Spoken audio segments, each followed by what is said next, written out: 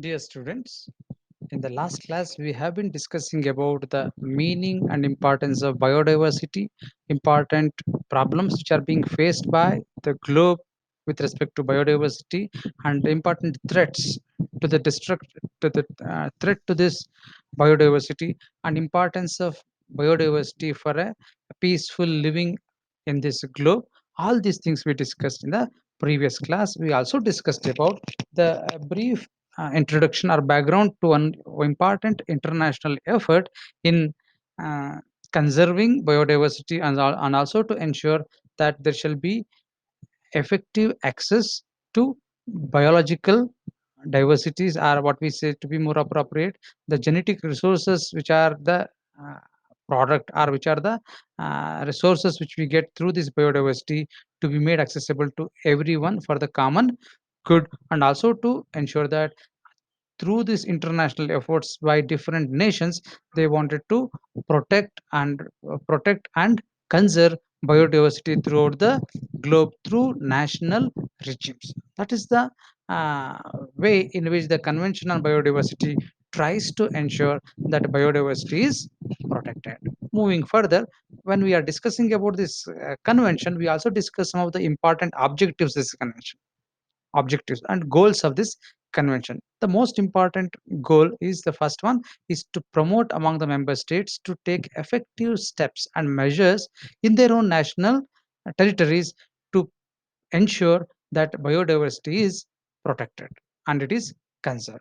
And second one is also to ensure that those states are going to take measures for sustainable use of biological resources, whatever the biological resources which are available due to this phenomenon of biodiversity. So this convention also wants to ensure that they have to ensure, or measures are to be taken to ensure that these biological resources are to be used in such a way that it is going to ensure sustainability.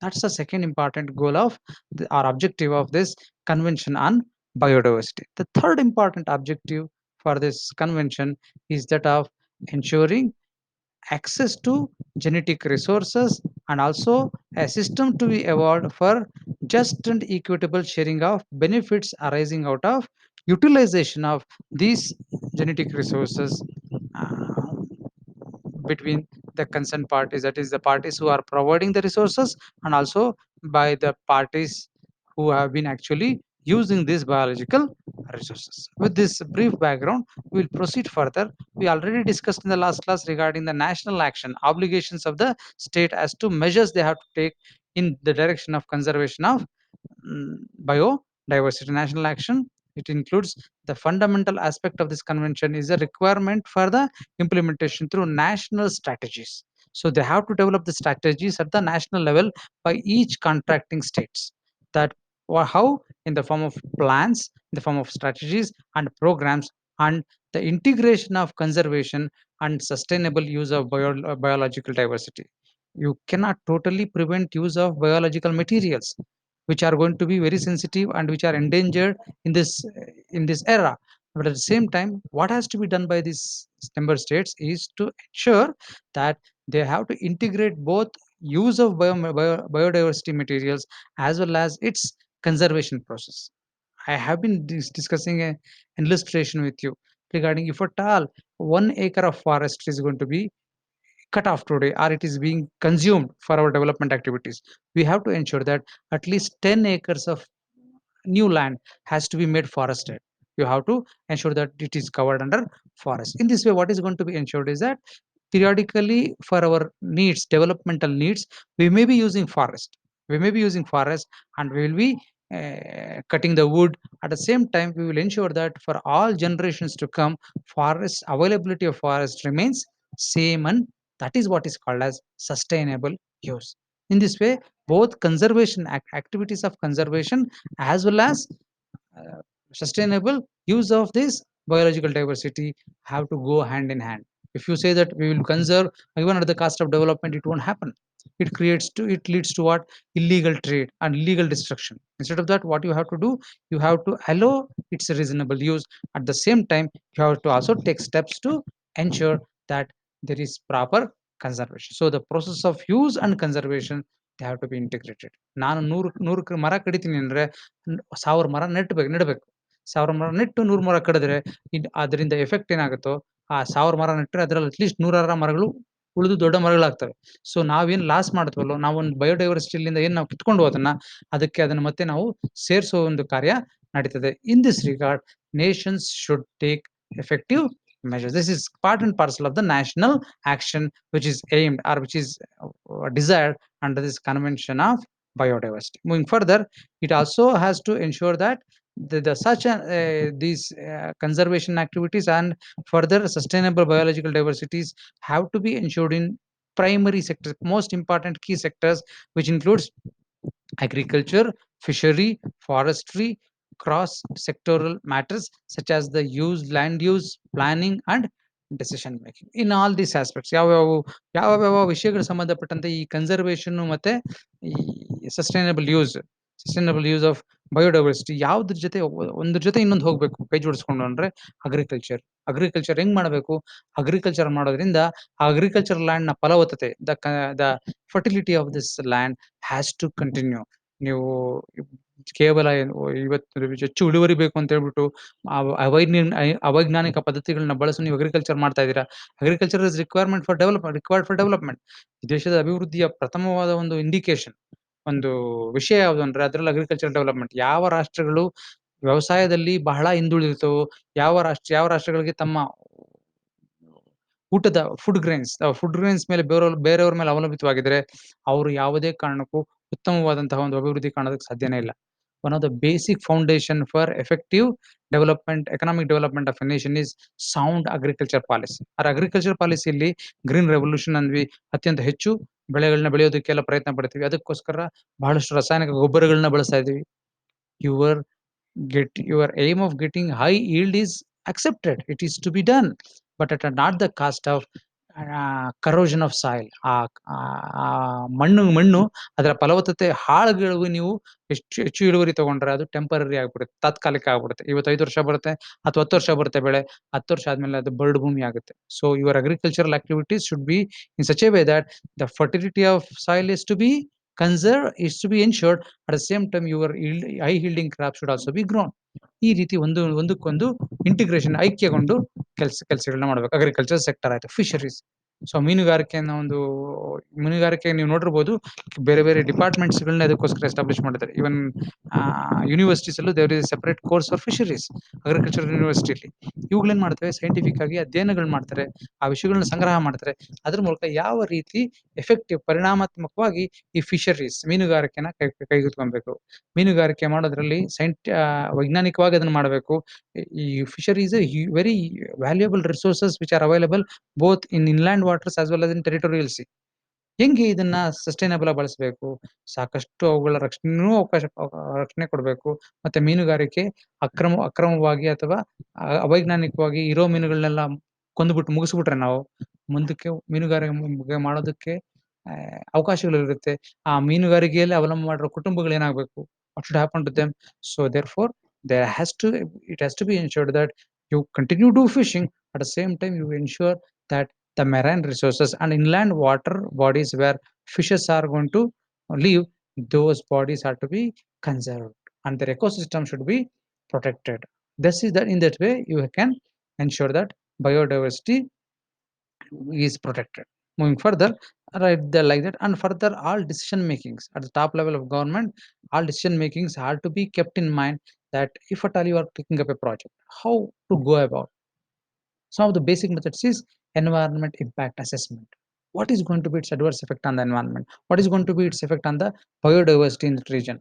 Like this, policy decisions are to be streamlined in such a way that decision making of the government level should not bypass the protection of the biodiversity. And you cannot, at the cost of biodiversity, you can take decisions of development activities. This has to be ensured through national action plans. That is what is expected from the biodiversity convention. Moving further, identification and monitoring is one more important aspect. ಗುರುತಿಸೋದು ಮತ್ತೆ ಅದನ್ನ ಅದರ ಮೇಲ್ವಿಚಾರಣೆ ಮಾಡೋದು. ಅದ್ರ ಉಸ್ತುವಾರಿ ವಹಿಸ್ಕೊಳ್ಳೋದನ್ನ ಈ ಜೈವಿಕ ವೈವಿಧ್ಯತೆಯನ್ನ ಕಾಪಾಡೋದ್ರಲ್ಲಿ ಫಸ್ಟು ಆ ಜೈವಿಕ ವೈವಿಧ್ಯತೆಯನ್ನು ಗುರುತಿಸಬೇಕು. ಇಂತಿಂಥ ವಿಶೇಷವಾದಂತಹ ಪ್ರಾಣಿಗಳು, ವಿಶೇಷವಾದಂತಹ ಸಸ್ಯಗಳು, ವಿಶೇಷವಾದಂತಹ ಮೈಕ್ರೋ ಆರ್ಗಾನಿಸಮ್ಸ್, ಸೂಕ್ಷ್ಮ ಜೀವಿಗಳು ಇದಾವೆ. ಅವುಗಳನ್ನ ಸಂರಕ್ಷಣೆ ಮಾಡೋದಕ್ಕೆ ಬೇಕು ಅಂದ್ರೆ ಮೊದಲು ಅದನ್ನ ಗುರುತಿಸಬೇಕು. ಆಮೇಲೆ ಅದರ ಒಂದು ಸಂರಕ್ಷಣೆಯ ಒಂದು ಉಸ್ತುವಾರಿ ವಹಿಸ್ಕೊಬೇಕು ರಾಷ್ಟ್ರಗಳು. ಯಾವ ರೀತಿ ಮಾಡ್ಬೇಕು ಇದನ್ನ? Let us discuss. So identify and monitor important ecosystems, species and genetic components of biodiversity. ನಮ್ಮ ಜೈವಿಕ ವೈವಿಧ್ಯತೆಯಲ್ಲಿ ಈಗ ನಮ್ಮಲ್ಲಿ ದೊರೆಯುವಂತಹ ಪ್ರಮುಖವಾದಂತಹ ಪರಿಸರ ವ್ಯವಸ್ಥೆಗಳು, ಸ್ಪೀಶೀಸ್ ಬೇರೆ ಬೇರೆ ಜಾತಿಯ ಸಸ್ಯಗಳು, ಪ್ರಾಣಿಗಳು, ಮೈಕ್ರೋ ಆರ್ಗಾನಿಸಮ್ಸು, ಮತ್ತೆ ಜೆನೆಟಿಕ್ ಕಾಂಪೊನೆಂಟ್ಸ್ ಅವುಗಳಲ್ಲಿರುವಂತಹ ಅನುವಂಶಿಕ ಆ ಕಾಂಪೊನೆಂಟ್ಸ್ ಅಂಶಗಳು, ಇವುಗಳನ್ನೆಲ್ಲ ನಾವು ಗುರುತಿಸಬೇಕು. ಮತ್ತೆ ಅವುಗಳನ್ನ ರಕ್ಷಣೆ ಮಾಡೋದಕ್ಕೆ ಉಸ್ತುವಾರಿ ವಹಿಸ್ಕೊಬೇಕು ರಾಷ್ಟ್ರಗಳು. Then identify the process and activity. ಇದು ಮೊದಲನೇದು. Identification of genetic resources, identification of ecosystems, identification of species, and identification of genetic components which needs to be preserved. Next ಅದೇ ರೀತಿ ಈ ನಿಟ್ಟಿನಲ್ಲಿ ಇನ್ನೊಂದನ್ನು ಐಡೆಂಟಿಫೈ ಮಾಡಬೇಕು. ಏನು ಅಂದ್ರೆ identify the process and activities that have are likely to have a significant adverse effect on the biological diversity. ಜೈವಿಕ ವೈವಿಧ್ಯತೆಯ ಮೇಲೆ ದುಷ್ಪರಿಣಾಮ ಬೀರುವಂತಹ ಯಾವ ಪ್ರೋಸೆಸ್ ಪ್ರಕ್ರಿಯೆಗಳು, ಯಾವ ಆಕ್ಟಿವಿಟೀಸ್ ಚಟುವಟಿಕೆಗಳು, ಅವುಗಳನ್ನು ಕೂಡ ನಾವು ಗುರುತಿಸಬೇಕು. ಯಾರು? ಯಾವ ರಾಷ್ಟ್ರಗಳಿದಾವಲ್ಲ ಈ ಸದಸ್ಯ ರಾಷ್ಟ್ರಗಳು, ಅವು ಇದನ್ನು ಗುರುತಿಸಬೇಕು. They have to identify the processes, ಪ್ರಕ್ರಿಯೆಗಳು, ಆಕ್ಟಿವಿಟೀಸ್, ಚಟುವಟಿಕೆಗಳು ಏನಿಂತವು they are likely to have significant adverse impact. ಅವುಗಳಿಂದ ಬಹಳಷ್ಟು ಪ್ರತಿಕೂಲ ಪರಿಣಾಮಗಳು ಬೀರುತ್ತೆ. It is going to have adverse effect, bad effects. ಅದ್ರ ಮೇಲೆ ದುಷ್ಪರಿಣಾಮ ಬೀರುತ್ತೆ. ಯಾರ ಮೇಲೆ? ಆನ್ ಬಯೋಡೈವರ್ಸಿಟಿ, ನಮ್ಮ ಜೈವಿಕ ವೈವಿಧ್ಯತೆ ಮೇಲೆ ಪರಿಣಾಮ ಬೀರುವಂತಹ ಪ್ರಕ್ರಿಯೆಗಳ್ಯಾವು ಮತ್ತೆ ಚಟುವಟಿಕೆಗಳ್ಯಾವು ಅನ್ನೋದನ್ನ ಪ್ರತಿ ರಾಷ್ಟ್ರನು ಗುರುತಿಸಬೇಕು. ಅದು ಆ ರಾಷ್ಟ್ರದ ಪ್ರಮುಖವಾದ ಬಾಧ್ಯತೆ ಈ ಒಂದು ಕನ್ವೆನ್ಷನ್ ಕೆಳಗೆ. Then countries are to determine their priorities with regard to conservation and sustainable use measures which need to be undertaken. ಒಂದ್ಸತಿ ನೀವು ಗುರುತಿಸಿದ್ರಿ, ಏನನ್ನು ಗುರುತಿಸಿದ್ರಿ? ಯಾವ್ಯಾವ ಅನಿಮಲ್ಸ್ ಇದಾವೆ, ಯಾವ್ಯಾವ ಮೈಕ್ರೋ ಆರ್ಗನಿಸಮ್ಸ್ ಇದಾವೆ, ಯಾವ್ಯಾವ ಜಾತಿಯ ಸಸ್ಯಗಳು, ಪ್ರಾಣಿಗಳಿದಾವೆ, ಯಾವ್ಯಾವ ರೀತಿಯ ಪರಿಸರ ವ್ಯವಸ್ಥೆಗಳಿದಾವೆ, ಅವುಗಳು ಈ ನಮ್ಮ ಜೈವಿಕ ವೈವಿಧ್ಯತೆಯನ್ನು ಗುರುತಿಸಬೇಕು. ಮತ್ತೆ ಇಂತಹ ಎಲ್ಲಾ ಕಾಂಪೋನೆಂಟ್ಸ್ ಇದಾವಲ್ಲ, ಈ ಜೈವಿಕ ವೈವಿಧ್ಯತೆಯ ಅಂಶಗಳಿದಾವಲ್ಲ, ಅವುಗಳಕ್ಕೆ ಇವಾಗ ಅಪಾಯ ಒಡ್ಡುವಂತಹ ಯಾವ್ಯಾವ ಪ್ರಕ್ರಿಯೆಗಳು ಮತ್ತೆ ಯಾವ್ಯಾವ ಚಟುವಟಿಕೆಗಳಿದಾವೆ ಅದನ್ನು ಗುರುತಿಸಿ ಆಮೇಲೆ ಆ ರಾಷ್ಟ್ರಗಳು ಏನ್ ಮಾಡಬೇಕು? They have to determine priorities. ಯಾವುದಕ್ಕೆ ನಾವು ಹೆಚ್ಚು ಒತ್ತು ಕೊಡಬೇಕು with regard to conservation and sustainable use. ಯಾವ್ಯಾವ ಅಂಶಗಳಿಗೆ ಹೆಚ್ಚು ಒತ್ತು ಕೊಟ್ಟು ಆ ಜೈವಿಕ ವೈವಿಧ್ಯತೆಯನ್ನ ಸಂರಕ್ಷಣೆ ಮಾಡಬೇಕು ಮತ್ತೆ ಅದರ ಸುಸ್ಥಿರವಾದಂತಹ ಬಳಕೆಯನ್ನು ಮಾಡೋದಕ್ಕೆ ಏನು ಕ್ರಮಗಳನ್ನ ತಗೊಬೇಕು ಅನ್ನೋದನ್ನ ಇವರು ಗುರುತಿಸಿ ಆ ಕ್ರಮಗಳನ್ನ ಜರುಗಿಸಬೇಕು. ಐಡೆಂಟಿಫಿಕೇಶನ್ ಅಂಡ್ ಮಾನಿಟರಿಂಗ್ ಅಲ್ಲಿ ಈ ಇಷ್ಟು ಅಂಶಗಳು ಪ್ರತಿ ರಾಷ್ಟ್ರಗಳ ಮೇಲೂ ಈ obligation convention under convention on ಬಯೋಡೈವರ್ಸಿಟಿಯಲ್ಲಿ ರಾಷ್ಟ್ರಗಳ ಮೇಲೆ ಹೇರಲಾಗಿದೆ. This is with respect to identification and monitoring. Then signatories are expected to give emphasis on in situ conservation. ಇದೊಂದು ಬಹಳ ಪ್ರಮುಖವಾದಂತಹ ಅಂಶ ಈ ಕನ್ವೆನ್ಷನ್ ಆನ್ ಬಯೋಡೈವರ್ಸಿಟಿಯಲ್ಲಿ. ಏನ್ ಹೇಳುತ್ತಂದ್ರೆ ಯಾವ ರಾಷ್ಟ್ರಗಳು ಈ ಒಂದು ಒಪ್ಪಂದಕ್ಕೆ ಸಹಿ ಮಾಡಿದರೋ, ಈ ಸಮಾವೇಶದಲ್ಲಿ ಒಪ್ಪಿದರೋ, ಆ ರಾಷ್ಟ್ರಗಳೆಲ್ಲ ಏನ್ ಮಾಡಬೇಕು? They are required to give emphasis, ಪ್ರಾಮುಖ್ಯತೆ ಕೊಡಬೇಕು, ಒತ್ತು ನೀಡಬೇಕು. ಏನಕ್ಕೆ? ಟು ಇನ್ಸಿಟೋ ಕನ್ಸರ್ವೇಷನ್, ಸಂರಕ್ಷಣೆ ಮಾಡೋದು. ಬಯೋಡೈವರ್ಸಿಟಿ ಜೈವಿಕ ವೈವಿಧ್ಯತೆಯನ್ನ ಸಂರಕ್ಷಣೆ ಮಾಡೋದ್ರಲ್ಲಿ ಎಲ್ಲಿ ಸಂರಕ್ಷಣೆ ಮಾಡಬೇಕು, ಯಾವ ರೀತಿ ಸಂರಕ್ಷಣೆ ಮಾಡಬೇಕು, ಇದಕ್ಕೆ ಒಂದು ವಿಧಾನ ಇದೆ. ಅದನ್ನೇನಂತ ಕರೀತಾರೆ? In situ conservation. ಏನು ಈ ಇನ್ಸಿಟೋ ಕನ್ಸರ್ವೇಷನ್ ಅಂದ್ರೆ? Meaning of this in situ conservation. In situ ಅಂದ್ರೆ ಒರಿಜಿನಲ್ ಪ್ಲೇಸ್, ಅಂದ್ರೆ ಮೂಲ ಸ್ಥಳ, ಅಥವಾ ಅದಕ್ಕೆ ಅದಕ್ಕೆ ಯಾವ ಪ್ರಾಣಿಗಳಾಗಿರ್ಬೋದು, ಪಕ್ಷಿಗಳಾಗ್ಲಿ ಸ್ವಾಭಾವಿಕವಾಗಿ ಎಲ್ಲೆಲ್ಲಿ ವಾಸ ಮಾಡ್ತವೆ ಅಲ್ಲಲ್ಲೇ ಅವುಗಳಿಗೆ ಸಂರಕ್ಷಣೆ ಕೊಡಬೇಕು. ಏನ್ ಹಂಗಂದ್ರೆ ಅರ್ಥ? So it is A preservation of ecosystem. ಇದು ಏನು? ಈ ಇನ್ಸಿಟೋ ಕನ್ಸರ್ವೇಷನ್ ಅನ್ನೋದು ಒಂದು ಪರಿಸರ ವ್ಯವಸ್ಥೆಯ ಸಂರಕ್ಷಣೆ. ಎಲ್ಲಿ? In the natural habitats of the species in their natural surroundings. It is the conservation of ecosystem. ಅದು ಪರಿಸರ ವ್ಯವಸ್ಥೆಯ ರಕ್ಷಣೆ. ಎಲ್ಲಿ? ಇನ್ ದ ನ್ಯಾಚುರಲ್ ಹ್ಯಾಬಿಟೇಟ್ಸ್, ಅವುಗಳ ಸ್ವಾಭಾವಿಕ ಆವಾಸ ಸ್ಥಾನಗಳು. ಅಂಡ್ ಏನ್ ರಕ್ಷಣೆ ಮಾಡೋದು? Species in their natural surroundings. ಈ ಬೇರೆ ಬೇರೆ ಜಾತಿಯ ಸಸ್ಯಗಳು, ಪ್ರಾಣಿಗಳು, ಮೈಕ್ರೋ ಆರ್ಗಾನಿಸಮ್ಸ್ ಅವು ಯಾವ ರೀತಿ ಸ್ವಾಭಾವಿಕವಾಗಿ ತಮ್ಮ ಆವಾಸ ಸ್ಥಾನಗಳಿದವೋ ಅಲ್ಲಿ ಅಲ್ಲಿ ಇರುವಂತಹ ಪರಿಸರ ವ್ಯವಸ್ಥೆಯನ್ನ ರಕ್ಷಣೆ ಮಾಡೋದು. That is what is called as in situ conservation. In situ conservation ಇದಕ್ಕೆ ಆಪೋಸಿಟ್ ಏನಂದ್ರೆ ನಾವು ಇವಾಗ ಏನ್ ಮಾಡ್ತೀವಿ, ಹುಲಿ ಹಿಡ್ಕೊಂಡ್ ಬರ್ತೀವಿ. ಹುಲಿ ಹಿಡ್ಕೊಂಡ್ ಬಂದು ಅಭಯಾರಣ್ಯದಲ್ಲಿ ಸೇರಿಸಿ ಅಭಯಾರಣ್ಯವಾಸಿ ಅಭಯಾರಣ್ಯ is considered as part of in situ conservation. ಅದನ್ನ ಬಿಟ್ಟು ಝೂ ಅಲ್ಲಿ ತಗೊಂಡ್ಬಂದು ಹಾಕೋದು, ಝೂ ಅಲ್ಲಿ ತಗೊಂಡ್ಬಂದು ಹಾಕಿ ಅವುಗಳನ್ನ ರಕ್ಷಣೆ ಮಾಡೋದು. ಝೂ ಅಲ್ಲಿ ಕೂಡ ಹಾಕೊಂಡು ರಕ್ಷಣೆ ಮಾಡೋದಿದೆಯಲ್ಲ ಅದನ್ನ ಇನ್ಸಿಟೋ ಕನ್ಸರ್ವೇಷನ್ ಅಲ್ಲ. ಯಾಕಂದ್ರೆ ಅವು ಅಲ್ಲಿನ ತಮ್ಮ ಆವಾಸ ಸ್ಥಾನಗಳಲ್ಲಿ ಅವು ಇರೋದಕ್ಕೆ ಅವಕಾಶ ಇಲ್ಲ. ಅವುಗಳ ಆವಾಸ ಸ್ಥಾನದಲ್ಲಿ ಅವುಗಳಿಗೆ ರಕ್ಷಣೆ ಮಾಡ್ತಿಲ್ಲ. ನೀವೇನ್ ಮಾಡ್ತೀರಾ, ಒಂದು ಊರಿಗೆ ಕರ್ಕೊಂಡ್ಬಂದು ಹುಲಿನ ಸಿಂಹಗಳನ್ನ ತಂದು ಒಂದು ಗೂಡಲ್ಲಿ ಹಾಕಿ ಅವುಗಳನ್ನ ರಕ್ಷಣೆ ಮಾಡೋದು. ಅದು ಬಹಳ ಪರಿಣಾಮಾತ್ಮಕವಾಗಿ ರಕ್ಷಣೆ ಆಗೋದಿಲ್ಲ. ಅದಕ್ಕೆ ಇಂಪಾರ್ಟೆನ್ಸೇ ಇಲ್ಲ ಅಂತಲ್ಲ, ಅದಕ್ಕೆ ಪ್ರಾಮುಖ್ಯತೆನೇ ಇಲ್ಲ ಅಂತಲ್ಲ. ಆದ್ರೆ ಪ್ರಥಮ ಆದ್ಯತೆ ಮತ್ತು ಹೆಚ್ಚು ಹೊತ್ತು ಎಲ್ಲಿ ಏನ್ ಕೊಡಬೇಕು ಪ್ರತಿ ರಾಷ್ಟ್ರಗಳು ಅಂದ್ರೆ, they have to try to ensure that conservation happens in situ in their natural habitats. ಅವುಗಳ ಸ್ವಾಭಾವಿಕ ಆವಾಸ ಸ್ಥಾನಗಳಿದಾವಲ್ಲ ಅಲ್ಲೇ ಅವಕ್ಕೆ ರಕ್ಷಣೆ ಕೊಡ್ಬೇಕು. It is a conservation of ecosystem, ಪರಿಸರ ವ್ಯವಸ್ಥೆ ಇನ್ ದರ್ ನ್ಯಾಚುರಲ್ ಹ್ಯಾಬಿಟ್ಯಾಟ್. ಅವುಗಳ ಸ್ವಾಭಾವಿಕ ಅಥವಾ ನೈಸರ್ಗಿಕ ಆವಾಸ ಸ್ಥಾನಗಳಲ್ಲಿ ಯಾರನ್ನ ರಕ್ಷಣೆ ಮಾಡಬೇಕು, ಡಿಫ್ರೆಂಟ್ ಸ್ಪೀಶೀಸ್, ಬೇರೆ ಬೇರೆ ಜಾತಿಯ ಸಸ್ಯಗಳು, ಪ್ರಾಣಿಗಳು, ಮೈಕ್ರೋ ಆರ್ಗಾನಿಸಮ್ಸ್, ಇವುಗಳು ಅವುಗಳ ಸ್ವಾಭಾವಿಕ ಪರಿಸರದಲ್ಲಿ ಅವುಗಳ ರಕ್ಷಣೆ ಮಾಡೋದನ್ನ ಇನ್ಸಿಟೋ ಕನ್ಸರ್ವೇಷನ್ ಅಂತ ಕರಿತೀವಿ. So modes of in situ conservation, ಅವುಗಳ ಸ್ವಾಭಾವಿಕ ಒಂದು ಆವಾಸ ಸ್ಥಾನಗಳಲ್ಲಿ ರಕ್ಷಣೆ ಮಾಡ್ಬೇಕಂದ್ರೆ ಏನ್ ಮಾಡ್ಬೋದು, ಯಾವ್ಯಾವ ಮಾರ್ಗಗಳಿರ್ಬೋದು ಹಂಗ್ ಮಾಡೋದಕ್ಕೆ. ಪ್ರಥಮವಾಗಿ ಅಂದ್ರೆ conservation through a broad range of actions. ಬಹಳ ವಿಶಾಲವಾದಂತಹ ಶ್ರೇಣಿಯ ಒಂದು ಕ್ರಮಗಳನ್ನ ತಗೊಳ್ಳೋದು, ವಿಶೇಷ ಕ್ರಮಗಳನ್ನ ತಗೊಳ್ಳೋದು. ಹೆಂಗೆ, through establishment and management of protected areas. ಸಂರಕ್ಷಿತ ಪ್ರದೇಶಗಳು, ಏರಿಯಾಸ್ ಅಂದ್ರೆ ಪ್ರದೇಶಗಳು. ಎಸ್ಟಾಬ್ಲಿಷ್ಮೆಂಟ್ ಮಾಡಬೇಕು, ಸ್ಥಾಪನೆ ಮಾಡಬೇಕು. ಸ್ಥಾಪನೆ ಮತ್ತು ಅವುಗಳ ನಿರ್ವಹಣೆ ಏನನ್ನ, ಪ್ರೊಟೆಕ್ಟೆಡ್ ಏರಿಯಾಸ್, ಅಭಯಾರಣ್ಯಗಳು ಅಂತ ಕರಿತೀವಿ. ಗೀರ್ ಅಭಯಾರಣ್ಯ ಅಂತ ಕರಿತೀವಿ, ರಂಗನತಿಟ್ಟು ಪಕ್ಷಿಧಾಮ ಅಂತ ಕರಿತೀವಿ, ಬನ್ನರಘಟ್ಟ ನ್ಯಾಷನಲ್ ಪಾರ್ಕ್. ಇಲ್ಲಿ ಏನ್ ನಾವು ಕಾಣ್ತೀವಿ, ಅವು ತಮ್ಮ ಸ್ವಾಭಾವಿಕವಾದಂತಹ ಒಂದು ಆವಾಸ ಸ್ಥಾನಗಳಲ್ಲಿ ಆ ಪ್ರಾಣಿಗಳು ಮತ್ತೆ ಆ ಸಸ್ಯಗಳು ಮತ್ತೆ ಆ ಮೈಕ್ರೋ ಆರ್ಗಾನಿಸಮ್ಸ್ ಅಲ್ಲಿ ತಮ್ಮ ಜೀವನ ನಡೆಸ್ತವೆ. So thereby they in their natural habitats they will be allowed to be protected and conserve.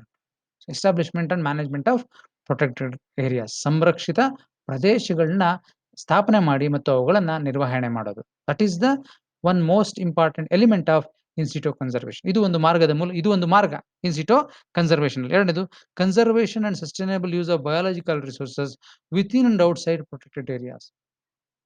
Protected area establish ಮಾಡಿದ್ರಿ, ಅದಕ್ಕೆ ಅದನ್ನ ನಿರ್ವಹಣೆ ಮಾಡ್ತಿದ್ರೆ ಹೆಂಗಿರ್ಬೇಕು, ಕನ್ಸರ್ವೇಷನ್ ಅಂಡ್ ಸಸ್ಟೈನಬಲ್ ಯೂಸ್. ಆ ಒಂದು ಸಂರಕ್ಷಿತ ಪ್ರದೇಶಗಳಲ್ಲಿ ಹೆಂಗಿ ನಾವು ಈ ಬಯೋಲಾಜಿಕಲ್ ರಿಸೋರ್ಸಸ್, ಈ ಜೈವಿಕ ಸಂಪನ್ಮೂಲಗಳ ಹೆಂಗ್ ಬಳಸಬೇಕು, ಅವುಗಳನ್ನ ರಕ್ಷಣೆ ಮಾಡಬೇಕು ಮತ್ತೆ ಅವುಗಳನ್ನ ಸುಸ್ಥಿರವಾಗಿ ಅದನ್ನ ಬಳಸಬೇಕು. Within and outside the protected areas, ಸಂರಕ್ಷಿತ ಪ್ರದೇಶದ ಒಳಗೆ ಮತ್ತು ಹೊರಗೂ ಕೂಡ ಕನ್ಸರ್ವೇಷನ್ ಅಂಡ್ ಸಸ್ಟೈನಬಲ್ ಯೂಸ್, ಅವುಗಳ ಸಂರಕ್ಷಣೆ ಮತ್ತು ಅವುಗಳ ಸುಸ್ಥಿರ ಬಳಕೆಯನ್ನ ಅಲ್ಲಿ ಖಾತ್ರಿಪಡಿಸಬೇಕು. Further, promotion of environmentally sound and sustainable development in areas adjacent to the protected areas. ಸಂರಕ್ಷಿತ ಪ್ರದೇಶ ಇದೆಯಲ್ಲ, ಅದರ ಸುತ್ತಮುತ್ತ ಇರೋ ಪ್ರದೇಶಗಳನ್ನು ಹೆಂಗಿರ್ಬೇಕು, ಪ್ರಮೋಷನ್ ಆಫ್ ಎನ್ವೈರನ್ಮೆಂಟಲಿ ಸೌಂಡ್, ಅವು ನಮ್ಮ ಪರಿಸರದ ಒಂದು ಶ್ರೇಯೋಭಿವೃದ್ಧಿ, ಅದರ ಒಂದು ರಕ್ಷಣೆಗೆ ಪೂರಕವಾಗಿ ಅಲ್ಲಿ ಒಂದು ಪರಿಸರನ, ಅಲ್ಲಿನ ವ್ಯವಸ್ಥೆಯನ್ನ ನೀವು ನೋಡ್ಕೊಬೇಕು. ಮತ್ತೆ ಸಸ್ಟೈನಬಲ್ ಡೆವಲಪ್ಮೆಂಟ್, ಸುಸ್ಥಿರವಾದಂತಹ ಅಭಿವೃದ್ಧಿ ಕಾರ್ಯಕ್ಕೆ ಒತ್ತು ಕೊಡಬೇಕು. ಅಲ್ಲಿ ಬರೀ ಇಲ್ಲೊಂದು ಏರಿಯಾದಲ್ಲಿ ಇದೆ, ಸುತ್ತ ಎಲ್ಲ ಹಾಳು ಮಾಡ್ಬಿಟ್ಟು ಇಲ್ಲಿ ಮಾತ್ರ ಇಟ್ಕೊಂಡ್ರೆ it cannot sustain for long. ಅದು ಬಹಳಷ್ಟು ಹೆಚ್ಚು ದಿವಸಗಳು ಬಾಳಕ್ ಸಾಧ್ಯ ಇಲ್ಲ. ಆ ಸಂರಕ್ಷಿತ ಪ್ರದೇಶದ ಸುತ್ತಾನೂ ಕೂಡ ನಿಮ್ಮ ಡೆವಲಪ್ಮೆಂಟ್ಸ್ ಹೆಂಗಿರ್ಬೇಕು, ನಿಮ್ಮ ಅಭಿವೃದ್ಧಿ ಕಾರ್ಯಗಳು ಹೆಂಗಿರ್ಬೇಕು, ಸಸ್ಟೈನಬಲ್ ಆಗಿರ್ಬೇಕು, ಅದು ಸುಸ್ಥಿರವಾಗಿರ್ಬೇಕು. ಮತ್ತೆ promotion of environmentally sound development, ನಮ್ಮ ನಿಸರ್ಗದ ರಕ್ಷಣೆಗೆ ನಾವು ಗಮನದಲ್ಲಿಟ್ಕೊಂಡು ಅದಕ್ಕೆ ಯಾವುದೇ ವ್ಯತಿರಿಕ್ತ ಪರಿಣಾಮ ಬೀರದೆ ನೀವು ನಿಮ್ಮ ಅಭಿವೃದ್ಧಿ ಕಾರ್ಯಗಳನ್ನ ಈ ಸಂರಕ್ಷಿತ ಪ್ರದೇಶಗಳಿದೆಯಲ್ಲ ಅದ್ರ ಸುತ್ತಲೂ ನೀವು ಕೈಗೊಳ್ಬೇಕೆ ಹೊರತು ಅದಕ್ಕೆ ವ್ಯತಿರಿಕ್ತವಾಗಿ ಯಾವುದೇ ಕ್ರಮಗಳನ್ನ ತಗೊಂಬಾರ್ದು. Then rehabilitation and restoration of degraded ecosystems. ಹಲವಾರು ಕಡೆ ಏನಾಗಿದೆ, ನಮ್ಮ ಡೆವಲಪ್ಮೆಂಟ್ ಆಕ್ಟಿವಿಟೀಸ್ ಇಂದ ಕೆಲವು ಪ್ರದೇಶಗಳನ್ನ ಈಗಾಗಲೇ ಹಾಳು ಮಾಡೋ ಹಂತಕ್ಕೆ ಹೋಗಿದ್ದೀವಿ. ಎಕೋಸಿಸ್ಟಮ್, ಪರಿಸರ ವ್ಯವಸ್ಥೆಗಳನ್ನ ಅಧ್ವಾನ ಮಾಡಿದೀವಿ, ಹಾಳುಗೆಡವಿದೀವಿ. ಗೆಡವಿದೀವಿ ಅಂತ ಹಂಗೆ ಬಿಟ್ಬಿಡೋದಲ್ಲ. Efforts should be made to ensure rehabilitation, ಪುನರ್ವಸತಿ, ಅವುಗಳ ಪುನರ್ ನಿರ್ಮಾಣ ಮಾಡಬೇಕು. ರಿಹ್ಯಾಬಿಲಿಟೇಷನ್ ಅಂಡ್ ರಿಸ್ಟೋರೇಷನ್ ಅವುಗಳನ್ನ ರಿಸ್ಟೋರ್ ಮಾಡ್ಬೇಕು. ಅವುಗಳನ್ನ ರಿಸ್ಟೋರ್ ಅಂದ್ರೆ ಅವು ಮುಂಚೆ ಹೆಂಗಿದ್ವೋ ಆ ಒಂದು ಸ್ಥಿತಿಗೆ ಅವುಗಳನ್ನ ತರೋದು. So that is restoration and rehabilitation of degraded ecosystem.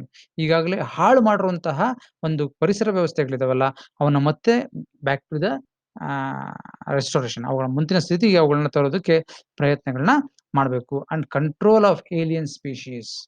ಹೊರಗಿನಿಂದ ಬರುವಂತಹ ಸ್ಪೀಶೀಸ್ ಇದೆಯೋ, ಇಲ್ಲಿ ಏಲಿಯನ್ ಸ್ಪೀಶೀಸ್ ಇಲ್ಲಿಗೆ ಸೇರದೇ ಇರುವಂತಹ ಜಾತಿಗಳು ಇಲ್ಲಿ ಜಾತಿಗಳು ಬಂದು ಅಲ್ಲಿ ಅವುಗಳಲ್ಲಿ ಇಂಟ್ರೊಡ್ಯೂಸ್ ಮಾಡೋದು, ಅಥವಾ ಜೆನೆಟಿಕಲಿ ಮಾಡಿಫೈಡ್ ಆರ್ಗಾನಿಸಮ್ಸ್, ಈ ಅನುವಂಶೀಯವಾಗಿ ಬದಲಾವಣೆಗಳನ್ನ ಮಾಡಿರುವಂತಹ ಆರ್ಗಾನಿಸಮ್ಸ್ ಆದ್ರೆ ತಂದು ಈ ಬಯೋಡೈವರ್ಸಿಟಿಯಲ್ಲಿ ಕನ್ಸರ್ವ್ ಮಾಡ್ತಿರ್ತೀವಲ್ಲ, ರಕ್ಷಣೆ ಕೊಡ್ತಿದೀವ, ಆ ಏರಿಯಾಗೆ ಇಂಟ್ರೊಡ್ಯೂಸ್ ಮಾಡಬಾರ್ದು. ಇವು ಹಲವು ಪ್ರಮುಖ ಕ್ರಮಗಳನ್ನ ಎಲ್ಲಿ ತಗೊಬೇಕು? ಇನ್ಸಿಟೋ ಕನ್ಸರ್ವೇಷನ್. ಇನ್ಸಿಟೋ ಅಂದ್ರೆ ಯಾವ ಅವುಗಳ ಆವಾಸ ಸ್ಥಾನಗಳಲ್ಲೇ ಅವುಗಳಿಗೆ ಸಂರಕ್ಷಣೆ ಮತ್ತು ರಕ್ಷಣೆ ಕೊಡುವಂತಹ ಒಂದು ವ್ಯವಸ್ಥೆನ ಇನ್ಸಿಟೋ ಕನ್ಸರ್ವೇಷನ್ ಅಂತ ಕರಿತೀವಿ. ಈ ಒಂದು ಬಯೋಡೈವರ್ಸಿಟಿ ಕನ್ವೆನ್ಷನ್ ಇದೆಯೋ ಅದರ ಎಲ್ಲಾ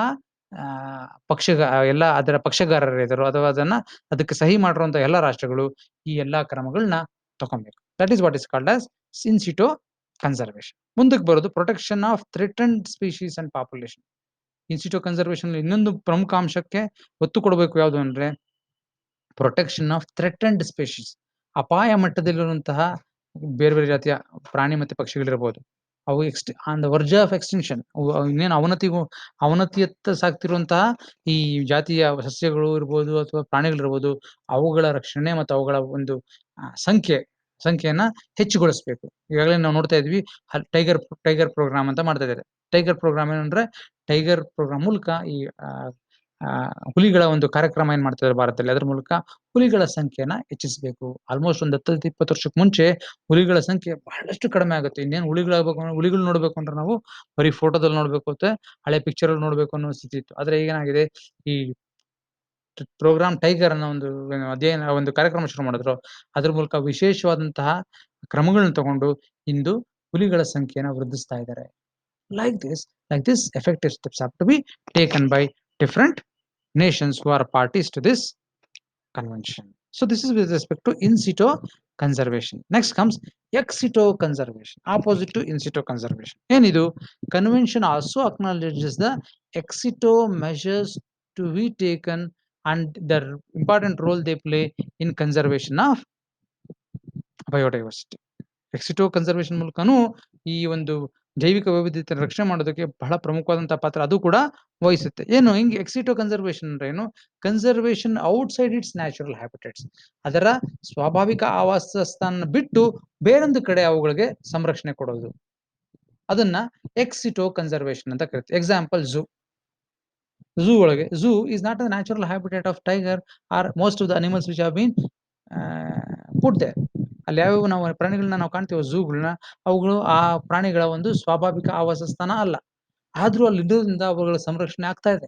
ಅವುಗಳ ಸಂಖ್ಯೆ ಜಾಸ್ತಿ ಆಗ್ಬೋದು. ಅಲ್ಲಿ ಅಲ್ಲಿ ಅಲ್ಲಿ ರಿಪ್ರೊಡಕ್ಷನ್ ಫ್ರೀ ಆಗ್ಬೋದು. ಅಲ್ಲಿ ಹೆಚ್ಚು ಹುಲಿಗಳು ಹುಟ್ಟಬಹುದು. ಆ ಹುಲಿಗಳಿರ್ಬೋದು, ಜಿಂಕೆಗಳಿರ್ಬೋದು, ಹಾವುಗಳಿರ್ಬೋದು, ಸಿಂಹಗಳಿರ್ಬೋದು, ಆನೆಗಳಿರ್ಬೋದು. ಅಲ್ಲಿ ಹುಟ್ಟಿ ಅವುಗಳ ಸಂಖ್ಯೆ ಜಾಸ್ತಿ ಆದ್ರೆ ಅವುಗಳನ್ನ ತಗೊಂಡೋಗಿ ಬೇರೆ ಕಡೆ ಅವುಗಳ ನ್ಯಾಚುರಲ್ ಹ್ಯಾಬಿಟೇಟ್ಸ್ ಚಿಕ್ಕ ವಯಸ್ಸಿನಲ್ಲಿ ಅವುಗಳನ್ನ ಬಿಟ್ಟು ಅಲ್ಲಿ ಹೊಂದ್ಕೊಳ್ಳೋಕೆ ವ್ಯವಸ್ಥೆ ಮಾಡಿದ್ರೆ ಅದು ಒಂದು ಮಾರ್ಗ ಆಗ್ಬೋದು. So that is also one method. So illustrations are zoo, botanic gardens and seed banks. ಬೀಜಗಳ ಕಣಜ ಅಂತ ಮಾಡ್ಕೊಳ್ಳೋದು, ಅಲ್ಲಿ ಬೀಜಗಳನ್ನ ರಕ್ಷಣೆ ಮಾಡೋದು, ಬೇಕಾದವರಿಗೆ ಅವುಗಳನ್ನ ಕೊಡೋದು, ಅದ್ರ ಮೂಲಕ ಅವುಗಳ ರಕ್ಷಣೆ ಮಾಡೋದು. So like this, these are considered as measures of ex situ conservation. Even all the member states should also take effective steps to even conserve this biodiversity even under ex situ conservation process. But they should primarily give emphasis or importance to in situ conservation as a method for conserving biodiversity. Then parties are to take ex situ measures while ensuring that ecosystem and natural population of species are not threatened. ಈ ಝೂಗ್ ಬೇಕು ಪ್ರಾಣಿಗಳು ಅಂತ ಹೇಳ್ಬಿಟ್ಟು ಈಗಾಗಲೇ ಇರೋದು ಕೆಲವು ಪ್ರಾಣಿಗಳು, ಅವುಗಳನ್ನ ತಗೊಂಬಂದು ಇಲ್ಲಿ ಸಾಕೊಂಡು ಅವುಗಳು ಸತ್ತೋದ್ರೆ ಹ್ಯಾಬಿಟೇಟೇ ಮುಗೀತು. ಅದರಿಂದ ಎಷ್ಟು ಮಟ್ಟಕ್ಕೆ ನೀವು ಎಕ್ಸಿಟೋ ಕನ್ಸರ್ವೇಷನ್ ಮಾಡಕ್ಕೆ ಪ್ರಯತ್ನ ಪಡ್ಬೇಕು ಅಂದ್ರೆ it should not cause damage or should not have adverse effect on the natural population of species. ಅವುಗಳಿಗೆ ನೀವು ಯಾವುದೇ ಅಪಾಯ ಒಡ್ಡಬಾರದು. ಅಲ್ಲಿ ಕೆಲವು ಸಾವಿರಾರು ಎಷ್ಟೊಂದು ಹುಲಿಗಳಿದಾವೆ. ಅದರಲ್ಲಿ ಕೆಲವು ಹುಲಿಗಳನ್ನ ತಂದು ಝೂ ಅಲ್ಲಿ ಇಟ್ಕೊಂಡು ಅವುಗಳ ಸಂರಕ್ಷಣೆ ಮಾಡ್ಬೇಕು ಹೊರತು, ಇರೋ 1000 ಹುಲಿಗಳನ್ನ ತಂದು ಒಂದು ಝೂ ಅಲ್ಲಿ ಹಾಕ್ತಿವಿ. ನಾವು ಝೂ ಝೂ ಪಾರ್ಕ್ ಅಲ್ಲ, ಟೈಗರ್ ಪಾರ್ಕ್ ಅಂತ ಮಾಡಿದ್ರೆ that is not that. Should not threaten the natural population of the species. ಅದಕ್ಕೆ ಯಾವುದೇ ಅಪಾಯನ ಒಡ್ಡಬಾರದು. ಅದನ್ನ ಬಳಸ್ಕೊಂಡು, ಅದನ್ನ ಉಳಿಸ್ಕೊಂಡು ನೀವು ಎಕ್ಸಿಟೋ ಕನ್ಸರ್ವೇಷನ್ ಅಂದ್ರೆ ಅವುಗಳ ಆವಾಸ ಸ್ಥಾನದ ಹೊರಗಡೆ ಈ ಬೇರೆ ಬೇರೆ ಜಾತಿಯ ಪ್ರಾಣಿ, ಪಕ್ಷಿ ಮತ್ತೆ ಬೇರೆ ಬೇರೆ ಮೈಕ್ರೋ ಆರ್ಗಾನಿಸಮ್ಸ್‌ಗೆ ರಕ್ಷಣೆ ಕೊಡೋದಕ್ಕೆ ಅವರು ಕ್ರಮನ ತಗೊಬೇಕು. So in this way the states have an obligation to give importance both in situ and as well as ex situ conservation. Moving further is genetic resources. ಏನು ಜೆನೆಟಿಕ್ ರಿಸೋರ್ಸಸ್? ಜೆನೆಟಿಕ್ ರಿಸೋರ್ಸ್ ಬಗ್ಗೆನು ಬಹಳಷ್ಟು ಪ್ರಮುಖವಾದಂತಹ ಆ, ತೀರ್ಪುಗಳನ್ನ ಅಥವಾ ಅದರ ಬಗ್ಗೆ ನಿಯಮಗಳನ್ನ ಈ ಈ ಒಂದು ಕನ್ವೆನ್ಷನ್ ಮಾಡ್ತು. ನೀವು ಗೊತ್ತಿದೆಯೋ ಇಲ್ವೋ, 1990, 2000ರಲ್ಲಿ ಇನ್ನೊಂದು ಏನು ಐಟಿ ರೆವಲ್ಯೂಷನ್ ಹೆಂಗಿರುತ್ತೋ ಅದೇ ರೀತಿ ಇನ್ನೊಂದು ರೆವಲ್ಯೂಷನ್ ಆಗುತ್ತೆ ಅಂದ್ರು. ಅದಕ್ಕೆ ಹಲವಾರು ಅಡೆತಡೆಗಳಿಂದ ಮತ್ತೆ ಅದರ ಸೂಕ್ಷ್ಮತೆಯನ್ನು ಗಮನಿಸಿಕೊಂಡು ಅದು ಐಟಿ ಇನ್ಫಾರ್ಮೇಷನ್ ಟೆಕ್ನಾಲಜಿ ರೆವಲ್ಯೂಷನ್ ಆದಷ್ಟು ಬೃಹತ್ ಮಟ್ಟಕ್ಕೆ ಈ ರೆವಲ್ಯೂಷನ್ ಆಗಲಿಲ್ಲ. ಆದ್ರೂ ಸಾಕಷ್ಟು ಬದಲಾವಣೆ ಈ ಏರಿಯಾದಲ್ಲೂ ಕಾಣ್ಬೋದು. ಯಾವ ಯಾವ ಏರಿಯಾ ಅಂದ್ರೆ ಅದು ರೆವಲ್ಯೂಷನ್ ಇನ್ ಬಯೋಟೆಕ್ನಾಲಜಿ. ಜೈವಿಕ ತಂತ್ರಜ್ಞಾನದಲ್ಲಿ ಬಹಳಷ್ಟು ರೆವಲ್ಯೂಷನ್ಸ್ ಆಗುತ್ತೆ ಅಂತ ಎಕ್ಸ್ಪೆಕ್ಟ್ ಮಾಡ್ತಿದ್ರು. ಇನ್‌ಫ್ಯಾಕ್ಟ್ ಒಂದ್ ಒಂದ್ ನಾನ್ ಸುಮಾರು 2002ರಲ್ಲಿ ಯಾವ ಪರಿಸ್ಥಿತಿ ಅಂದ್ರೆ ಎಲ್ಲಾ ಇಂಜಿನಿಯರಿಂಗ್ ಕಾಲೇಜಲ್ಲೂ ಬಯೋಟೆಕ್ನಾಲಜಿ ಇಂಟ್ರೊಡ್ಯೂಸ್ ಮಾಡಿದ್ರು. And top students they were choosing. ನಾನು ನನಗೊಂದು ನನ್ನ ತಂಗಿ ಕೌನ್ಸೆಲಿಂಗ್‌ಗೋಸ್ಕರ ನಾನು ಸಿಇಟಿ ಸೆಲ್‌ಗೆ ಹೋಗ್ಬೇಕಾಗಿ ಬಂತು. You should have seen most of the top colleges, top seats were of biotechnology. High ranking ಇರೋ ಸ್ಟೂಡೆಂಟ್ಸ್ ಎಲ್ಲ ಬಯೋಟೆಕ್ನಾಲಜಿ ಚೂಸ್ ಮಾಡ್ತಿದ್ರು. It was a time when they were expecting that almost a very huge revolution is going to happen in biotechnology. ಅಷ್ಟರ ಮಟ್ಟಕ್ಕೆ ಅದು revolution ಆಗದಿದ್ರೂನು, ಆ ಕ್ರಾಂತಿ ಆಗದಿದ್ರೂನು ಸಾಕಷ್ಟು developments ಬಯೋಟೆಕ್ನಾಲಜಿಲಿ ಆಗ್ತಾ ಇದೆ. ಈ ಬಯೋಟೆಕ್ನಾಲಜಿಲಿ ಆಗೋ ಡೆವಲಪ್‌ಮೆಂಟ್ಸ್ ಅಲ್ಲಿನ ಪ್ರಮುಖ ಅಂಶ ಯಾವುದು ಅಂದ್ರೆ ಈ ಜೆನೆಟಿಕ್ ರಿಸೋರ್ಸಸ್, ಈ ಆನುವಂಶಿಕ ಸಂಪನ್ಮೂಲಗಳು. ಆನುವಂಶಿಕ ಸಂಪನ್ಮೂಲಗಳು ಎಲ್ಲಿ ಸಿಗುತ್ತೆ? We can find them in the animals, plants and micro organisms. ಏನು ಆನುವಂಶಿಕ ಸಂಪನ್ಮೂಲಗಳಂದ್ರೆ ಏನು? ಹೆಂಗೆ ನಾವು ಅದನ್ನ ಎಕ್ಸ್ಟ್ರಾಕ್ಟ್ ಮಾಡ್ತೀವಿ? ಎಲ್ಲಿ ಅವು ಸಿಗ್ತವೆ? ಇವುಗಳನ್ನೆಲ್ಲ ನಾವು ತಿಳ್ಕೊಳ್ಳೋದಕ್ಕೆ ಪ್ರಯತ್ನ ಪಡೋಣ. So genetic resources refer to the genetic material. ಅದೊಂದು ಈ ಆನುವಂಶಿಕ ವಸ್ತು, ಒಂದು ಆ ಕಣಗಳು ಏನಂತೀವಿ of actual or potential value. ಈ ಜೆನೆಟಿಕ್ ರಿಸೋರ್ಸಸ್ ಏನು ಆನುವಂಶಿಕ ಸಂಪನ್ಮೂಲಗಳಿದಾವಲ್ಲ, ಯಾವು ನಾವು ಏನು ನಾವು ರಿಸೋರ್ಸ್ ಯಾಕೆ ಅವನ್ನ ಸಂಪನ್ಮೂಲಗಳು ಅಂತೀವಿ ಅಂದ್ರೆ ದೇ ಆರ್ ಜೆನೆಟಿಕ್. ಅವು ಆನುವಂಶಿಕ ಕಾಂಪೊನೆಂಟ್ಸ್, ಆನುವಂಶಿಕ ವಸ್ತುಗಳು. ಯಾವಕ್ಕೆ they have actual or potential value. ಅವುಗಳಿಗೆ ನಿಜವಾದಂತಹ ತುಂಬಾ ಬೆಲೆ ಬಾಳುವಂತವು, ಅಥವಾ ಅವುಗಳ ಮೇಲೆ ರಿಸರ್ಚ್ ಮಾಡಿದ್ರೆ ಅವುಗಳ ಬೆಲೆ ತುಂಬಾ ಜಾಸ್ತಿ ಆಗುತ್ತೆ. ಆ ತರದ materials, genetic materials refer to genetic resources refer to genetic materials of actual or potential value. They are called as genetic resources. Then genetic material is any material of plant, animal, microbial or other origin containing functional units of hereditary. ಅನುವಂಶೀಯ ಲಕ್ಷಣಗಳನ್ನ ಒಂದು ತಲೆಮಾರಿನಿಂದ ಇನ್ನೊಂದು ತಲೆಮಾರಿಗೆ carry ಮಾಡುವಂತಹ ಕಣಗಳಿದಾವೆ, ಸೂಕ್ಷ್ಮ ಕಣಗಳು. ನಮ್ಮ ಒಂದು cells, ನಮ್ಮ ನಮ್ಮ ದೇಹದಲ್ಲಿರುವಂತಹ ಸೆಲ್ಸ್ ಇದಾವಲ್ಲ, ಅವುಗಳಲ್ಲಿ ದೊರೆಯುವಂತಹ ಈ ಯೂನಿಟ್ಸ್ ಆಫ್ ಹೆರಿಡಿಟರಿ, ಏನ್ ಡಿ-ಎನ್-ಎ, ಆರ್-ಎನ್-ಎ ಅಂತ ನಾವು ಕರಿತೀವೋ ಅವುಗಳನ್ನ ನಾವು ಜೆನೆಟಿಕ್ ಮೆಟೀರಿಯಲ್ಸ್ ಅಂತ ಕರಿತೀವಿ. So illustration where we can find dum medicinal plants, ಔಷಧಿ ಸಸ್ಯಗಳಲ್ಲಿ ನಾವು ಇರುವಂತಹ ಬಯಾಲಜಿಕಲ್ ಜೆನೆಟಿಕ್ ರಿಸೋರ್ಸಸ್. ಅಗ್ರಿಕಲ್ಚರಲ್ ಬೆಳೆಗಳಲ್ಲಿ ಸಿಗುವಂತಹ ಜೈವಿಕ ಸಂಪನ್ಮೂಲಗಳು. ಅದೇ ರೀತಿ ಅನಿಮಲ್ ಬ್ರೀಡ್ಸ್, ಬೇರೆ ಬೇರೆ ಜಾತಿಯ ಪ್ರಾಣಿಗಳು. ನೀವು ನೋಡಿರ್ಬೋದು, ನಿಮ್ಗೆ ಬಹಳ ಅರ್ಥ ಆಯ್ತು, ಮುಧೋಳ ಕೇಳಿದ್ದೀರಾ ನೀವು? ಮುಧೋಳದೊಂದು ವಿಶೇಷವಾದ ನಾಯಿ ಒಂದು ತಳಿ ಇದೆ. ಆ ನಾಯಿಗೆ ಅದರದೇ ಆದ ವಿಶೇಷತೆ ಇದೆ. ತುಂಬಾ ಕಾಲು ಉದ್ದ ಇರುತ್ತೆ, ದೇಹ ತುಂಬಾ ಚಿಕ್ಕದಾಗಿರುತ್ತೆ. ಅತ್ಯಂತ ವೇಗವಾಗಿ ಆ ಶ್ವಾನಗಳು ಅಥವಾ ನಾಯಿಗಳು ಓಡೋ ಶಕ್ತಿ ಇರುತ್ತೆ. ಮತ್ತೆ ಅವುಗಳ ಗ್ರಹಿಸುವ ಶಕ್ತಿ ಇದೆಯಲ್ಲ, ವಾಸನೆ ನೋಡೋದು, ಈ ಗ್ರಹಿಸುವ ಶಕ್ತಿ ತುಂಬಾ ಚೆನ್ನಾಗಿ. ಅವು ಒಳ್ಳೆ ಜಾತಿಯ ನಾಯಿಗಳು. ಅವುಗಳು ಹಲವಾರು ರೀತಿಯಲ್ಲಿ ಮನುಷ್ಯರ ಉಪಯೋಗಕ್ಕೆ ಬರ್ತವೆ. ಅದರಿಂದ ಏನ್ ಮಾಡ್ಬೇಕು? ಈ ಜಾತಿಯ ನಾಯಿಗಳನ್ನ ಅವುಗಳ ಸಂಖ್ಯೆ ಹೆಚ್ಚಿಸಬೇಕು. ಮತ್ತೆ ಅವುಗಳಿಂದ ಎಲ್ಲಾ ಪ್ರಪಂಚದ ಎಲ್ಲಾ ಭಾಗದ ಪ್ರದೇಶದ ಜನಗಳು ಅದರಿಂದ ಉಪಯೋಗ ಪಡ್ಕೊಬೇಕು. ಅದಕ್ಕೇನ್ ಮಾಡ್ಬೇಕು? ಆ ಒಂದು ಮುಧೋಳ ಜಾತಿಯ ನಾಯಿಗಳ ಸಂರಕ್ಷಣೆ ಮಾಡೋದಕ್ಕೆ ಕ್ರಮಗಳು ತಗೊಬೇಕು. This an example I am giving. So so ಇಲ್ಲಿ ಅಲ್ಲಿ ಎಲ್ಲಿ ಹೆಂಗೆ ಡೆವಲಪ್ ಮಾಡೋದು? You have to use the genetic resources of this breed of dog. ಅದೇ ರೀತಿ we have different breeds of animals which are going to give more milk. the buffalo, which are going to give very good milk. Dharwada is famous for Murra species of buffaloes. Murra emme ಅಂತ ಕರಿತೀವಿ. It is very famous in this region, which is going to be giving a good quality milk, and it is going to sustain extreme temperature and difficult times. So ಅಂತ ತಳಿಗಳನ್ನ develop ಮಾಡಬೇಕು. So in this regard, lot of researches are happening, whereby new breeds and are breeds of animals, plants, and microorganisms are being developed so as to fulfill the needs of human beings. ನಮ್ಮ ಮನುಷ್ಯರಿಗೆ ಅವಶ್ಯಕತೆ ಅಂತ ಆಹಾರದ ಅವಶ್ಯಕತೆ ಇರಬಹುದು, ಅಥವಾ ಬೇರೆ ಸೇವೆಗಳಿಗೋಸ್ಕರ ಅವಶ್ಯಕತೆಗಳಿರ್ಬೋದು. ಈ ವಿಷಯಕ್ಕೆ ಸಂಬಂಧಪಟ್ಟಂತೆ ಬಯಾಲಜಿಕಲ್ ರಿಸರ್ಚಸ್, ಈ ಜೈವಿಕ ತಂತ್ರಜ್ಞಾನದಲ್ಲಿ ಬಹಳಷ್ಟು ಶೋಧನೆಗಳು ನಡೀತಾ ಇದೆ. So that is with respect to genetic resources. Genetic resources ಎಲ್ಲಿ ಸಿಗುತ್ತೆ ನಿಮ್ಗೆ? ಜೆನೆಟಿಕ್ ರಿಸೋರ್ಸಸ್ ಪೇಟೆಂಟ್ ಎಲ್ಲಿ, ಹೆಂಗ್ ಸೃಷ್ಟಿ ಆಯ್ತು ಪೇಟೆಂಟ್? ಮನುಷ್ಯನ ಇಂಟೆಲಿಜೆನ್ಸ್ ಇಂದ ಸೃಷ್ಟಿ ಆಯ್ತು. ಕಾಪಿ ಒಂದು ಬುಕ್ ಎಲ್ಲಿಂದ ಸೃಷ್ಟಿ ಆಯ್ತು? ಮನುಷ್ಯನ ಇರುವಂತಹ ತಲೆಯಲ್ಲಿ ನಡೆಯುವಂತಹ ತಲೆಯಲ್ಲಿರುವಂತಹ ಜ್ಞಾನ ಮತ್ತು ಅವನ ಸಾಮರ್ಥ್ಯ, ಇದ್ರ ಮೇಲೆ ಈ ಸ್ವತ್ತುಗಳು ಸೃಷ್ಟಿಯಾಗುತ್ತೆ. ಆದ್ರೆ ಈ ಜೆನೆಟಿಕ್ ರಿಸೋರ್ಸಸ್ ಇದೆಯಲ್ಲ, ಈ ಜೈವಿಕ ಸಂಪನ್ಮೂಲಗಳು ಎಲ್ಲಿ ಸಿಗುತ್ತೆ?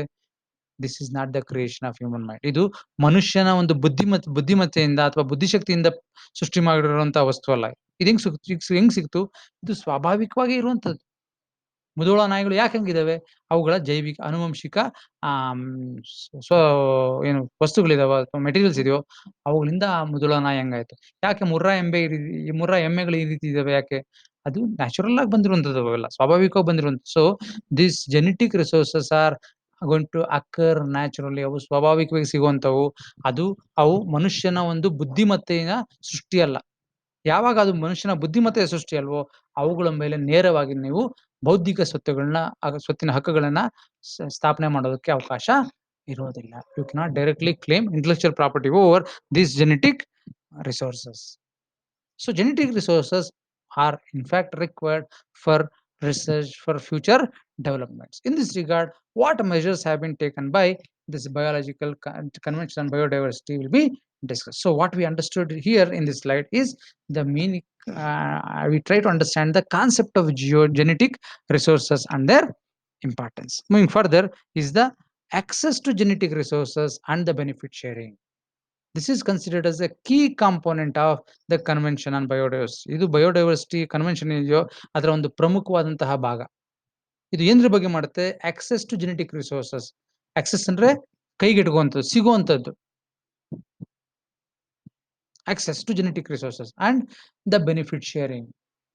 ಮತ್ತೆ ಅದೇ ಆ ಒಂದು ಜೆನೆಟಿಕ್ ರಿಸೋರ್ಸಸ್ ಅಂದ್ರೆ ಈ ಆನುವಂಶಿಕ ಸಂಪನ್ಮೂಲಗಳಿದೆಯಲ್ಲ, ಅವುಗಳನ್ನು ಬಳಸೋದ್ರಿಂದ ಸಿಗುತ್ತಲ್ಲ ಲಾಭ ಅಥವಾ ಏನ್ ಬೆನಿಫಿಟ್ಸ್ ಇದೆಯೋ ಅದನ್ನ ಯಾರ್ಯಾರು ಶೇರ್ ಮಾಡ್ಕೊಬೇಕು? ಬರೀ ಅದನ್ನ ರಿಸರ್ಚ್ ಮಾಡಿ ಅದನ್ನ ಡೆವಲಪ್ ಮಾಡೋದ್ನಲ್ಲ ಅವನಿಗೆ ಮಾತ್ರ ಸಿಗ್ಬೇಕು, ಅಥವಾ ಆ ಒಂದು ಬಯೋಲಾಜಿಕಲ್ ರಿಸೋರ್ಸಸ್, ಆ ಜೆನೆಟಿಕ್ ರಿಸೋರ್ಸಸ್‌ನ ಇಷ್ಟು ದಿವಸ ಕಾಪಾಡ್ಕೊಂಡ್ ಬಂದ್ರಲ್ಲ ಜನಗಳು, ಅವ್ರಿಗೂ ಸಿಗ್ಬೇಕಾ? ಯಾರಿಗ್ ಸಿಗ್ಬೇಕು? ಹೆಂಗ್ ಸಿಗ್ಬೇಕು? ಇದ್ರ ಬಗ್ಗೆ ಹಲವಾರು ಗೊಂದಲಗಳಿರುತ್ತೆ. ಅದನ್ನ ನಿವಾರಣೆ ಮಾಡಿ ಮತ್ತು ಎಲ್ಲರಿಗೂ ಅನುಕೂಲ ಆಗ್ಬೇಕು. ಪ್ರಪಂಚದಲ್ಲಿರೋ ಎಲ್ಲಾ ಭಾಗದ ಜನಕ್ಕೂ ಇದರಿಂದ ಅನುಕೂಲ ಆಗ್ಬೇಕು ಅನ್ನೋ ಒಂದು ಕಾರಣದಿಂದ ಈ ಒಂದು ವ್ಯವಸ್ಥೆನ ಜಾರಿ ತರೋದಕ್ಕೆ ಕನ್ವೆನ್ಷನ್ ಆನ್ ಬಯೋಡೈವರ್ಸಿಟಿ ಪ್ರಯತ್ನ ಪಡ್ತು. ಆ ಒಂದು ವ್ಯವಸ್ಥೆನೇ it is a system of access to genetic resources and their equitable and just just sharing among the parties or among the stakeholders of the genetic resource. ಆ ಒಂದು ಜೈವಿಕ ಆನುವಂಶಿಕ ಸಂಪನ್ಮೂಲಗಳಿದಾವಲ್ಲ, ಅವುಗಳಿಗೆ ಸಂಬಂಧಪಟ್ಟಂತ ಎಲ್ಲಾ ವ್ಯಕ್ತಿಗಳು ಅದರಿಂದ ಬರೋ ಲಾಭಗಳನ್ನ ಶೇರ್ ಮಾಡಬೇಕು, ಅದನ್ನ ಹಂಚಿಕೊಳ್ಳೋದಕ್ಕೆ ಒಂದು ವ್ಯವಸ್ಥೆ ಮಾಡಬೇಕು ಅನ್ನೋ ಒಂದು ಕಾರಣದಿಂದ ಈ ಒಂದು ಸಿಸ್ಟಮ್‌ನ ಜಾರಿಗೆ ತರ್ತಾರೆ. ಇಲ್ಲಿ this convention on biodiversity. Access and benefit sharing refers to the way in which genetic resources are to be accessed and how the benefits that results from their use are to be shared. ಯಾವ ರೀತಿ ಅದು ಅವಕ್ಕೆ access ಸಿಗ್ಬೇಕು? Access ಅಂದ್ರೆ ಕೈಗೆಟುಕುವಂಥದ್ದು, open ಆಗೋದು, admission ಸಿಗುವಂಥದ್ದು. access to benefit sharing and its access to genetic resources and sharing of these benefits. How the benefits that result from this use to be shared and between people or countries using these resources and the people or countries which they provide them. ಯಾವ ರಾಷ್ಟ್ರ ಮತ್ತು ಯಾವ ವ್ಯಕ್ತಿಗಳು ಆ genetic ರಿಸೋರ್ಸ್‌ನ ಕೊಟ್ರೋ ಅವ್ರಿಗೂ, ಮತ್ತೆ ಯಾರು ಅದನ್ನ ತಗೊಂಡು ಅದನ್ನ ರಿಸರ್ಚ್ ಮಾಡಿ ಅದರ ಬೆಲೆ ಎಷ್ಟಿದಾರಲ್ಲ ಇಬ್ಬರಿಗೂನು ಯಾವ ರೀತಿ ಅದರ ಒಂದು ಲಾಭ ವಿಭಜನೆ ಆಗ್ಬೇಕು, ಆ ಒಂದು ವ್ಯವಸ್ಥೆನೇ ಇದು ಆಕ್ಸೆಸ್ ABS ಅಂತ ಕರಿತೇವೆ, access and benefit sharing in genetic resources ಅನ್ನೋದ್ರ ಬಗ್ಗೆ ಕೆಲವು ನಿಯಮಗಳನ್ನ ಈ ಒಂದು ಕನ್ವೆನ್ಷನ್ ಮಾಡ್ತು. ಅದ್ರ ಪ್ರಕಾರ ಏನಂದ್ರೆ provisions of the provisions for the access and benefit sharing of genetic materials under the convention. ಯಾವ ರೀತಿ ಮಾಡಬೇಕು ಅಂದ್ರೆ ಈ ಒಂದು ವ್ಯವಸ್ಥೆ ಅಂದ್ರೆ ಆರ್ಟಿಕಲ್ 15 ಇದ್ರ ಬಗ್ಗೆ ಕೆಲವು ಮಾಹಿತಿ ಕೊಡುತ್ತೆ. ಸಿ UN ಕನ್ವೆನ್ಷನ್ ಆನ್ ಬಯೋಡೈ ಬಯೋಡೈವರ್ಸಿಟಿ, ಆ ಒಂದು ಒಪ್ಪಂದದಲ್ಲಿ ಅನುಚ್ಛೇದ 15 ಇದ್ರ ಬಗ್ಗೆ ಮಾತಾಡುತ್ತೆ. 15 ಸ್ಪೆಸಿಫಿಕ್ ಆಗಿ ಆಕ್ಸೆಸ್ ಟು ಜೆನೆಟಿಕ್ ರಿಸೋರ್ಸಸ್ ಬಗ್ಗೆ ಮಾತಾಡುತ್ತೆ. ಯಾವ ರೀತಿ ಇದು ಎಲ್ಲರಿಗೂ ಸಿಗೋ ರೀತಿ ಮಾಡಬೇಕು ಆಕ್ಸೆಸ್, ಅದನ್ನ ಕೈಗೆಟುಕುವಂಥದ್ದು. So recognition of right of sovereign state over natural resources. ಯಾವುದೇ ಒಂದು ರಾಷ್ಟ್ರಕ್ಕೆ ಸೇರಿದ ಭೂಪ್ರದೇಶದಲ್ಲಿ ಯಾವುದೇ ಸ್ವಾಭಾವಿಕ ಸಂಪನ್ಮೂಲಗಳು, ನೈಸರ್ಗಿಕ ಸಂಪನ್ಮೂಲಗಳಿದಾವಲ್ಲ, ಅವೆಲ್ಲೂ ಆ ರಾಷ್ಟ್ರಕ್ಕೆ ಸೇರಿದ್ದು. ಸಾವರಿನ್ ಸ್ಟೇಟ್, ಆ ಸಾರ್ವಭೌಮ ರಾಷ್ಟ್ರಕ್ಕೆ ಆ ಎಲ್ಲಾ ಸಂಪನ್ಮೂಲಗಳು ಸೇರಿದ್ದು. ಮತ್ತೆ national government to determine the issue of access to genetic material. ಈಗಾಗಲೇ ಹೇಳಿದ್ನಲ್ಲ, ಈ ಆನುವಂಶಿಕ ಸಂಪನ್ಮೂಲಗಳೇನಿದ್ವು ಅವುಗಳನ್ನ ಯಾರಿಗೆ ಸಿಗಬೇಕು, ಅದು ಅವುಗಳ ಯಾರಿಗೆ ಕೊಡಬೇಕು, ಎಷ್ಟು ಕೊಡಬೇಕು ಅನ್ನೋದೆಲ್ಲ ಯಾರು ತೀರ್ಮಾನ ಮಾಡಬೇಕು? ಆ ರಾಷ್ಟ್ರೀಯ ಸರ್ಕಾರ, ಈ ಕನ್ವೆನ್ಷನ್ಗೆ ಸದಸ್ಯರಾಗಿರುವಂತಹ ರಾಷ್ಟ್ರೀಯ ಸರ್ಕಾರಗಳು ಇದ್ರ ಬಗ್ಗೆ ತೀರ್ಮಾನಗಳನ್ನ ತಗೊಬೇಕು. And it should be based on national legislation. ಈ ಸರ್ಕಾರಗಳು ಕೊಡೋ ತೀರ್ಮಾನ ಏನಿರಬೇಕು, ಅದು ಯಾವುದೋ ಒಂದು ರಾಷ್ಟ್ರದ ಕಾನೂನಿನ ಆಧಾರದ ಮೇಲೆ ಈ ಕ್ರಮಗಳನ್ನ ಜರುಗಿಸಬೇಕು ಅಂತ ಆರ್ಟಿಕಲ್ 15 ಅನುಚ್ಛೇದ 15 ಹೇಳುತ್ತೆ. ಮುಂದಕ್ಕೆ obligations of states regarding access to genetic materials. ಈ ಇದಕ್ಕೆ ಸಂಬಂಧಪಟ್ಟಂತೆ ಸದಸ್ಯ ರಾಷ್ಟ್ರಗಳಿಗೆ ಯಾವ್ಯಾವ ಬಾಧ್ಯತೆಗಳು ಏನು, ಯಾವ್ದ್ರ ಸಂಬಂಧಪಟ್ಟಂತೆ regarding access to genetic resources, ಈ ಆನುವಂಶಿಕ ಸಂಪನ್ಮೂಲಗಳಿದೆಯಲ್ಲ ಅವುಗಳನ್ನ ಆಕ್ಸೆಸ್ ಮಾಡೋದಕ್ಕೆ, ಬೇರೆಯವ್ರ ಕೈಗೆ ಎಟುಕೋ ತರ ಮಾಡೋದಕ್ಕೆ ಯಾವ್ಯಾವ ಬಾಧ್ಯತೆ ಈ ರಾಷ್ಟ್ರಗಳಿಗಿದೆ. ಸೊ ಟು ಕ್ರಿಯೇಟ್ ಕಂಡೀಷನ್, ಯಾರು ಈ ಸದಸ್ಯ ರಾಷ್ಟ್ರಗಳು ಏನ್ ಮಾಡ್ಬೇಕು, ಸೃಷ್ಟಿ ಮಾಡ್ಬೇಕೇನು, ಟು ಕ್ರಿಯೇಟ್ ಕಂಡೀಷನ್ಸ್ ಅಂತ ಒಂದು ಸನ್ನಿವೇಶ ಸೃಷ್ಟಿ ಮಾಡ್ಬೇಕು. ಮತ್ತೆ ಫೆಸಿಲಿಟೇಟ್, ಅದಕ್ಕೆ ಅನುಕೂಲಕರ ಮಾಡ್ಬೇಕೇನು, ಆಕ್ಸೆಸ್ ಟು ಜೆನೆಟಿಕ್ ರಿಸೋರ್ಸಸ್. ಈ ಆನುವಂಶಿಕ ಸಂಪನ್ಮೂಲಗಳಿದಾವಲ್ಲ ಅವುಗಳು ಎಲ್ಲರಿಗೂ ಸಿಗೋ ರೀತಿ ವ್ಯವಸ್ಥೆ ಮಾಡೋ ಒಂದು ಜವಾಬ್ದಾರಿ ಆ ರಾಷ್ಟ್ರಗಳಿಗಿದೆ.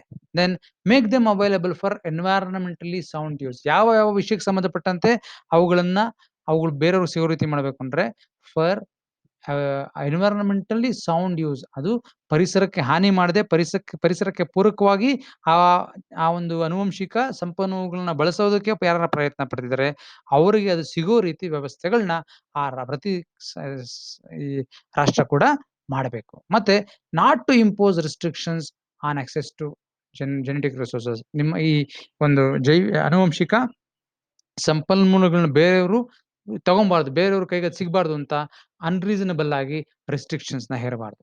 ಅನ್ರೀಸನಬಲ್ ರೆಸ್ಟ್ರಿಕ್ಷನ್ಸ್ ಹೇರಿದ್ರೆ ಈ ಬಯೋಡೈವರ್ಸಿಟಿ ಕನ್ವೆನ್ಷನ್ ಒಂದು ಅದರ ಉದ್ದೇಶನೇ ಅಲ್ಲಿ ಹಾಳಗಿಡುವುದಂಗಾಗುತ್ತೆ. ಯಾಕಂದ್ರೆ ಎಲ್ಲಿ ನೀವು ತುಂಬಾ ಆಕ್ಸೆಸ್ ರೆಸ್ಟ್ರಿಕ್ಷನ್ಸ್ ಮಾಡ್ತೀವಿ, ಅದು ಯಾರ ಕೈಗೂ ಸಿಗಬಾರ್ದು, ನಾವು ಸಿಗದಂಗೆ ರಕ್ಷಣೆ ಮಾಡ್ತೀವಿ ಅಂತಂದ್ರೆ ಅಲ್ಲೆಲ್ಲ ಏನಾಗುತ್ತೆ ಅಂದ್ರೆ ಅದು ಇನ್ನೂ ಬಹಳ ಬೇಗ ಹಾಳಾಗುತ್ತೆ. ಯಾಕಂದ್ರೆ ಅದ್ರ ಬೆಲೆ ತುಂಬಾ ಜಾಸ್ತಿ ಆಗುತ್ತೆ. ಅದಕ್ಕೆ ಏನ್ ಮಾಡ್ತಾರೆ ಜನ, ಅದನ್ನ ಕಾನೂನು ಬಾಹಿರವಾಗಿ ಅವುಗಳನ್ನ ನಾಶ ಮಾಡೋದು ಅಥವಾ ಅವನ್ನ ಅವೈಜ್ಞಾನಿಕವಾಗಿ ಬಳಸಿ ಅವುಗಳನ್ನ ಹಾಳು ಮಾಡ್ತಾರೆ. ಅದರಿಂದ ಯಾವ ರೀತಿ ರೆಸ್ಟ್ರಿಕ್ಷನ್ಸ್ ಇರಬೇಕು ಅಂದ್ರೆ not to impose restrictions on access to this genetic resources which adversely affect the very objective of this convention.